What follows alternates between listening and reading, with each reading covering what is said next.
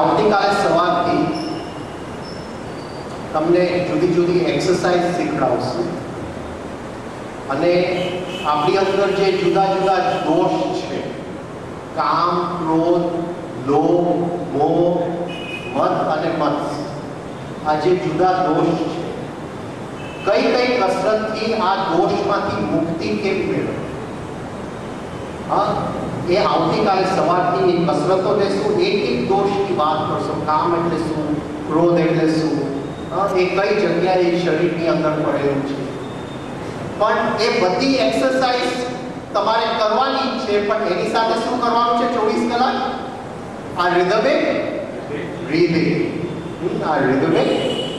તમારે કરવાનું. હવે આમાં કોઈને કઈ પ્રશ્ન છે? આ રિધમિક બ્રીથિંગ માટે કોઈને કઈ પ્રશ્ન પૂછવું છે?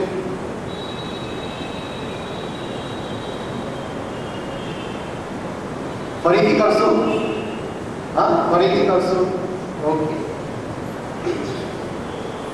હવે હું કંઈક બોલતો જઈશ અહીંયા કે જ્યારે આપણી અંદર આ લય બેસી જશે અને આ લય કઈ સાધારણ લય નથી, જે અસ્તિત્વની અંદર બધાય શ્વાસ લે છે, આ પૃથ્વી પણ શ્વાસ લે છે, આ સૂર્ય પણ શ્વાસ લે છે, આ બ્રહ્માંડ પણ લય અને પ્રલય શ્વાસ લે છે, ભગવાન પણ શ્વાસ લે છે.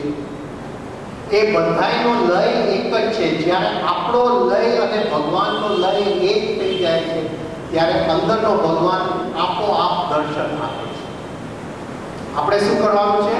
આપણો શ્વાસનો લય અને એનો લય એક કરવાનો.